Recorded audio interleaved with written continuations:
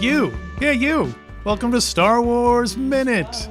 It's the daily podcast where we analyze, we scrutinize, and celebrate the rise of Skywalker 1 minute at a time. I'm Alex Robinson from alexrobinson.fun. I'm Pete the Retailer from PeteTheRetailer.fun. And I'm Riley Silverman from all over the internet, as well as multiple Star Wars books. Welcome back, Riley. Thanks. Yeah. You're here for 77, the magic Star Wars number 77. Indeed. Is the lucky number for today. Minute 77 starts out with Way finding the Wayfinder in Sheev's closet. And it ends a minute later with Kylo telling Rey that she wanted to prove to Leia she was a Jedi, but she's proven, in fact, something else. You know, What's that? What you got? I don't normally, I normally don't buy from Sheev's Closet. I'll go to the Sheev's Closet outlet stores because they have better, it's like, it's, I don't care if it's, out of season, whatever, it's already on, but. What was the name of that Kirstie Alley show that was like a... Veronica's Closet. Veronica's Closet? Veronica's Closet. Okay, yeah. It's very clever. Anyway, the Wayfinder. This is what Rey is... the Wayfinder is kind of like floating there. Mm-hmm. Is this a property of the Wayfinder, or is this a property of the little display stand that it is on? I think it's the display.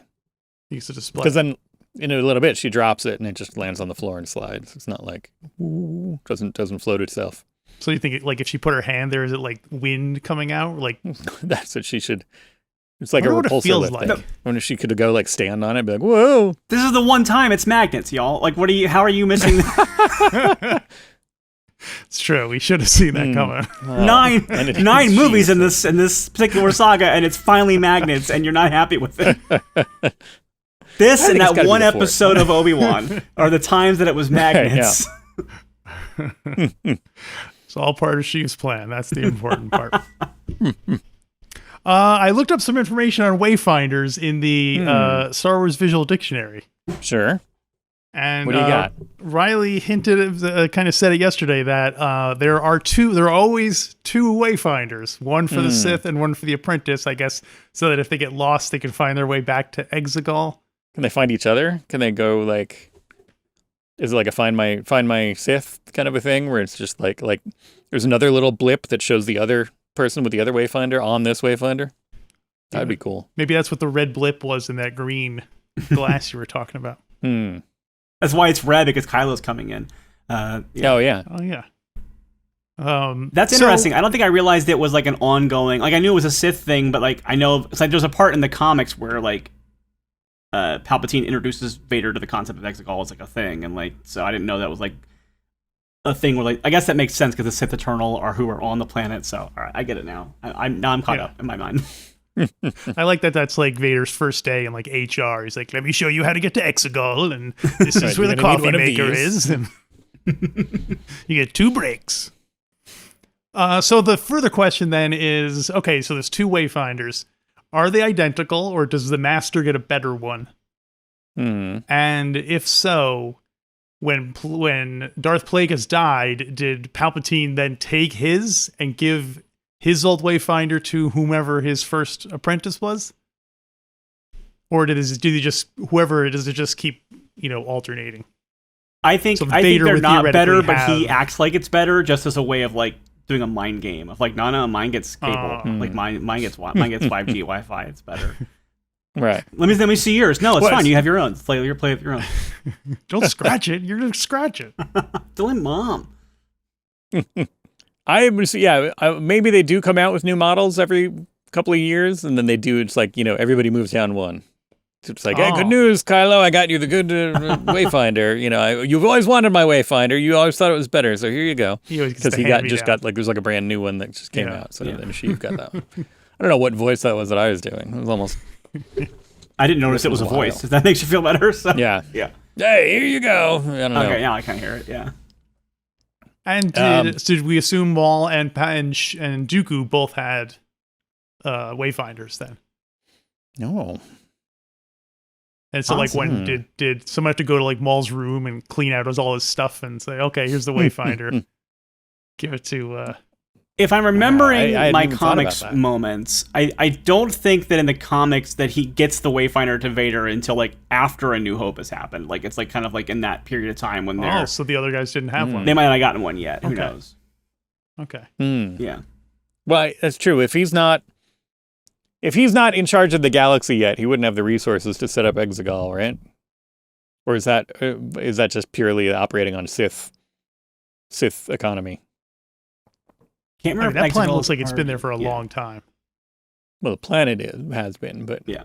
Well, it was like a cult. I guess it's an ancient thing to get there. Yeah. Well, there is like a. I don't want to say like a society, but there's like a cult that's on Exegol that like worships the Sith, Right. and like they've been there this whole time. So. Right. Yeah. But I guess maybe the Wayfinder is. I don't know. Yeah. Interesting. Maybe the Wayfinder is just new technology containing the ancient secrets of how to get there. Yeah. Okay. Well, speaking of evil things, this is where we get a little taste of Evil Ray. Little Dark Ray. mini fight between Darth Ray and Light Ray. Light Ray, I think, was part of the Justice League at some point. Well, Light Ray is like Doesn't, regular Ray, but it has less calories, and it's a little bit more, Oh, there you go. Right. a little bit lower alcohol volume. That's all that delicious aspartame. Now she's Ray Zero. Yeah. Right. I forgot that they actually crossed sabers. I thought in my head, like, Dark Ray was more of like a jump scare, like, like comes out and like, Yeah. But I forgot that she actually shows up, has a line, and they cross sabers. Does Evil Ray live in that room? She's been there for years. Yeah.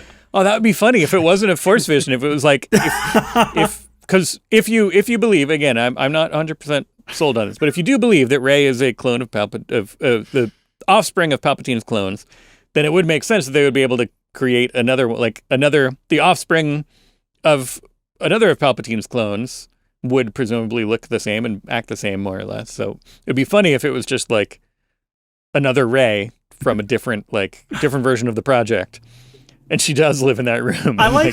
And she just shows up and is like, "Hey," like, bah, and Rey runs away. She's like, "Oh, I wanted to play." Like, just totally. Nobody. It's like that I've been Simpsons where you waiting all find this this another time. Bart, and this is another Bart. Yeah, exactly. I that's funny. Also, I like the idea of like if we're going off of last episode's theory of all of Sheev's plans. Like part of his plan is to also have another clone of you hidden away in this chamber in case you show up. Right. But I think the reason why that doesn't work is that it's hilarious to me that he's been there's like been this like generation-long search to find Rey again after she vanished when they already had another clone just sitting in this chamber and they could have done it all along. So I am team this is a Force vision. This is just like I think this is very similar to Luke going into the Dagobah like dark space and like seeing Darth Vader with his face on it. Yeah. We've got to find the girl. We've already got a girl. I want that one. Yeah, I want the cute one. I want two girls. We need to talk about Sheev. Sheev. I think he's problematic. So we touched on this when Rey and Kylo's last fight, when they were kind of fighting in Kylo's little chamber there. Remember they were when they smashed the So what would the camera, berries. if the security camera was looking down at Rey, is she just like flailing around by herself? Do they see like a ghostly blur? Do they just see another Rey there? My favorite Paul McCartney song, Another Rey. Yeah, I imagine it's probably kind of like the fight scenes in Fight Club when Brad Pitt's fighting Right. Edward Norton. It's kind of that vibe. Yeah. Okay. Or I do like the idea of her playing both parts, or being like no, like going back and forth, and like doing like Like that old man in the Pixar chess short. Like, Yeah. right. Well, let's talk. Can we talk about Dark Ray's lightsaber here for a second If we too, while must. we're at it? Yeah. Switchblade. Yeah, it's a classic little like a butterfly knife, right? That's the this in the novelization. Of course, when I say the novelization, I mean Star Wars Episode 9: The Rise of Skywalker Expanded Edition by Ray Carson. She sees Dark Ray. Light Ray sees Dark Ray, and is like, Well, she's got like this. She's like she explains it at first. She's like, oh, it's like Kylo's blade, where it's got Kylo's saber, where it's got more than one blade. And then it says the other it rotated and it formed kind of like a quarterstaff. And it said it was Rey gasped because it was the very saber she'd tentatively begun designing in her mind. So we talked about, we don't get to see much of it on screen, but we talked about how part of the process, Rey fixed, Luke's lightsaber, Anakin's lightsaber, as part of her Jedi training for like, okay, well, good way to learn how to build your own lightsaber, fix this one. And so that she and Leia repaired that one together, and that's how she learned about it. And she was working on learning how to build a lightsaber, which is one of the Jedi skills that you do in order to kind of graduate. And in her mind, this is the one that she was designing. And we'll have to look. The couple of times that I've seen it, I've never been 100% sure what the end result, the yellow lightsaber that she ends up with at the end of the movie, spoilers, is. If that looks like, it does look like a taller hilt. I don't know if it folds or anything like that, but we'll have to look.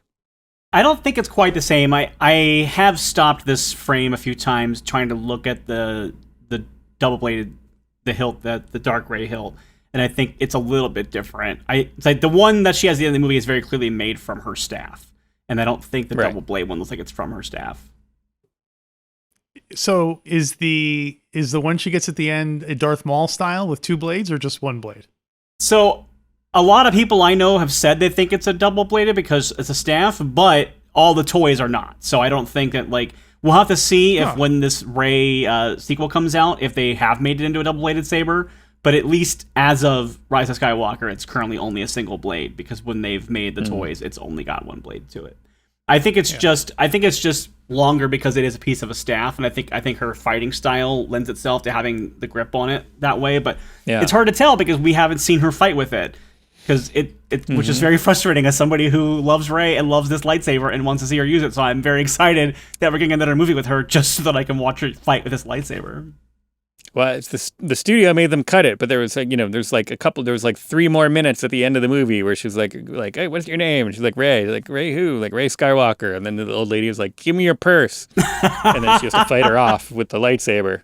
They were like, oh, it's kind of a downer. We don't want to end with her killing an old lady. Yeah. So let's just cut it. Let's just cut it where she says Skywalker. Yeah. Space mugger. Yeah. Tatooine's only gotten darker since she left. It didn't get better. Yeah. Well, who knows? By the time we see her in the sequel thing, she might have modified her. She might have one of those, like, Inquisitor style things where it's like a helicopter or a nunchucks or a flail like I want. It wouldn't shock me if they've modified her saber at least to make it a double-bladed one, just so they can then sell double-bladed versions of her saber in the parks. So right. Yeah, that's true. That's true. It's funny because it's so associated with Maul, though. It's like anyone who gets a double blade like that, it's always going to have a kind of evil connotation to it because think of it as but maybe there are people who are like, I like the double blades, but I'm not really a Sith kind of person. Somebody has to be the first one. Hey, there's a good guy. There's a hero saber, good double-sided saber. I'll get that. And then you can have cool fights between the two.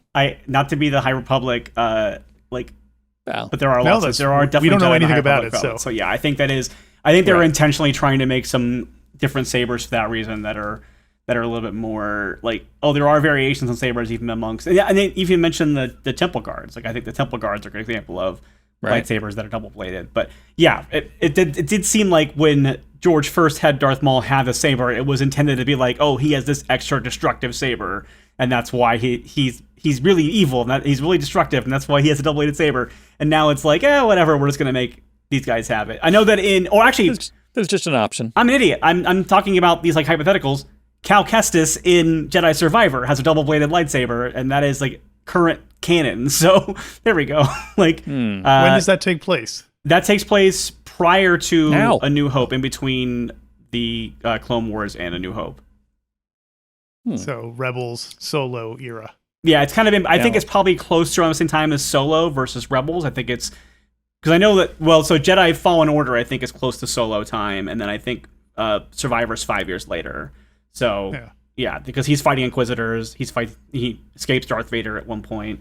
So, and I know he has a Jedi Master Joro Tapal from, like, 'cause he was a Padawan during, like, the shocker, the game begins with the Order 66 sequence. But yeah, he was a Padawan, and his master basically sacrificed himself to let him get away from the clones. And he uses his master's, like, damaged old saber. And when they sold in the park actually is, because in the game you fix up the saber multiple times during the game. And the one they sold in the park actually has, like, the frayed wire edges on the bottom of it that you can, like, unscrew and then screw in the proper part where it's, like, nice and fixed and new again. So, wow, nice, yeah, details. So, like, all these, it's interesting that we didn't see any of these novelty lightsabers in Attack of the Clones when we had 10,000 Jedis fighting 10,000 robots. Like, none of them had any of. I guess they could go back and digitally make. Yeah, awful lot of just kind of Joey Fatone holding a single-bladed blue and greens. Yeah. But that could also be why, you know, remember that's the peak of the Jedi being complacent and maybe that's just like, we'll just do blue and green all the time. Yeah. We don't need all these specialty lightsabers that do different things and everything. I think that actually is part of it. I think because I know that there is a little bit more variance to the types of lightsabers and stuff you're seeing in High Republic, and also the robes are different. And like High Republic is an era where the Jedi and the Republic in general are kind of like re-expanding out into the galaxy. And I think that the idea is that then the Jedi become complacent again, and so there's a lot less.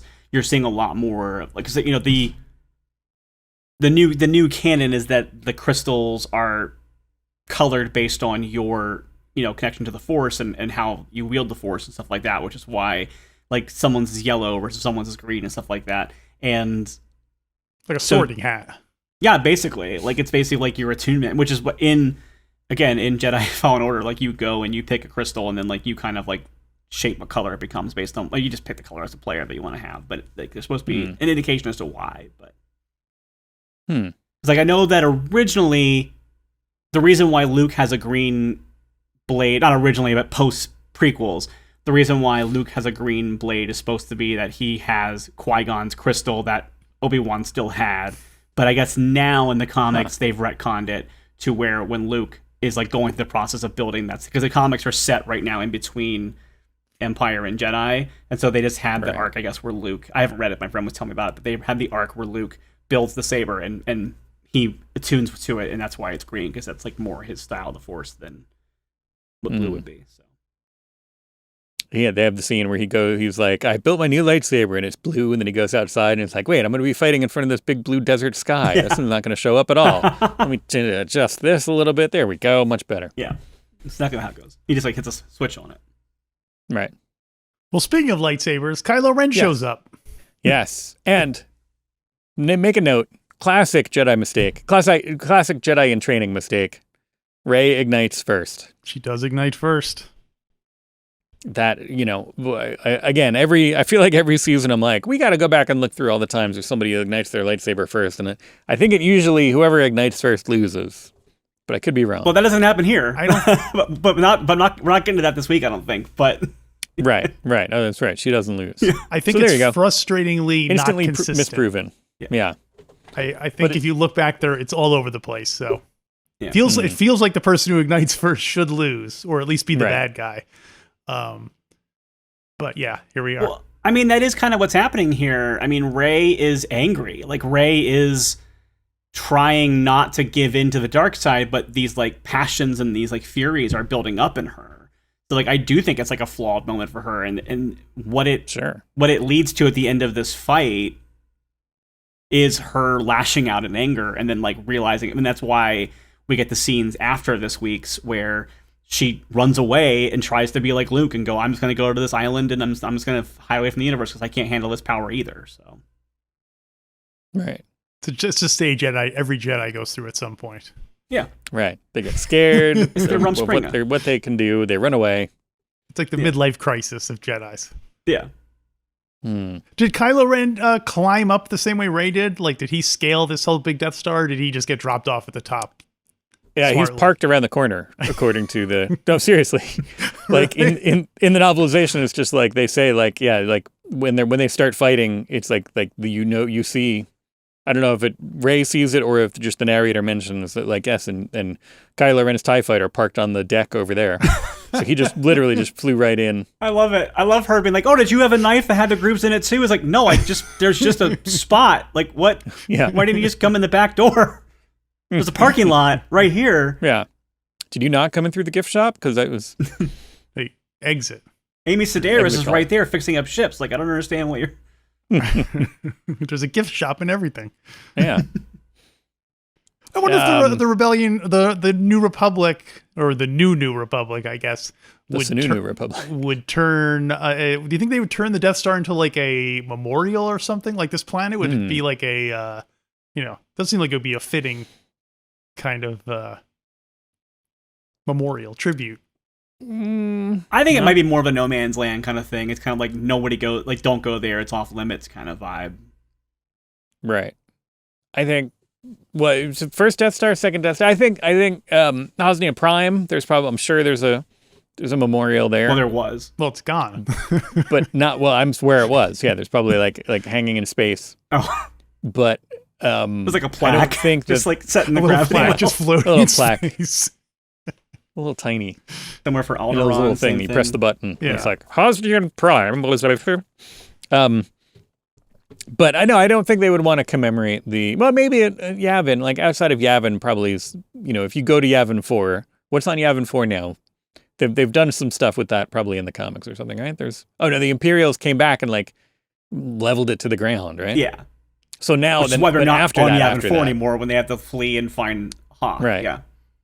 But then like later, like post Return of the Jedi, do they go back to Yavin 4 and set up a memorial kind of like I bet they museum do. Or something. Yeah. I mean, I think that's different, though, because that's like, oh, here's where our people fell after, like, we had this victory and then we were slaughtered, versus like, oh, here's the base that we blew up of the evil empire. So that's like why I think it might be different. Yeah. I'm assuming that the memorial would be like celebrating blowing up the base. He was like, well, that's, hey, we were here, and then they came and we fought them off, and we blew up this whole giant thing, and it was great. Then they killed us, but also like, a memorial / celebratory thing. Yeah, that's why I'm just saying I agree with you. I just think Yavin 4 fits that bill more than this random oceanic moon of Endor. So right, yeah, which didn't even have land masses until recently. Oh, until after Endor. So yeah, AE after Endor. Well, anything else for minute number 77? 77. Oh, the line, it's interesting to see what, and I have notes for this tomorrow kind of too, but the way that Kylo is not as much Kylo in this, and he's more being Ben, but he's being kind of evil Ben, the rice manufacturer. He didn't, he's not wearing his helmet, and he says, or we could talk about the helmet part here. I have something else for tomorrow, but he does in this. He's not wearing his mask, not wearing his helmet. And Rey in the novelization comments on that. Says she says something about she knew that he would never feel the need to wear the mask in front of her again, or something like that. Like commenting like only for Rey, that he's kind of like not necessarily let his guard down, but he's being Ben Solo and not Kylo Ren to a certain extent. And then also the way he says, you wanted to prove to my mother that you were a Jedi. Not saying, like he like throughout the first movie, just Kylo Ren called Han Solo. He was never saying like, oh, my father, this, he was always like Han Solo. Like, yeah. And so for him to, acknowledge his humanity to a certain extent and say, you wanted to prove to my mother that you were a Jedi. Interesting note. He's being very human in these minutes. I think you're right there. And I think there's something to that, because that also explains why this is the moment where Leia feels like she can reach out to him in tomorrow's minute. Like, I think that right. This is where he's at the peak of his conflict with himself again, of Kylo versus Ben. And because Ben wasn't just like a great dude and then one day became Kylo. Like, he was always this conflicted kid who like was dealing with a lot of stuff. And I think that's the idea here, is that like him being Kylo or Ben isn't just a switch that flips, right? It's just there's that conflict is within him all the time, and he's letting that side out, but that side's not always happy and okay, and that's kind of where we're at with this right now. Yeah. Well, I guess that will wrap up minute 77 of Star Wars Episode 9, The Rise of Skywalker. Thanks for joining us, Riley. I hope you'll continue to join us tomorrow. Yeah. And listeners, did you know that you can join us on YouTube? That's right. You can get a look at our gorgeous mugs on the video channel everyone loves so much. And even if you don't watch the show, it helps us algorithmically if you subscribe or like and subscribe. So mash that like and subscribe button if you go on YouTube. And if you are watching on YouTube and aren't aware for some reason, we are also a podcast. You can get that podcast anywhere you get podcasts virtually. If you'd rather not stare at our lovely mugs for an hour every day. Once you recoil in horror from the YouTube channel, retreat to the nice warmth of the podcast. Strictly talking about the hosts. Our guests are all lovely people. Yes. And once you're done doing that, you can come hang out with us again tomorrow on another Star Wars Minute. Another Star Wars Minute.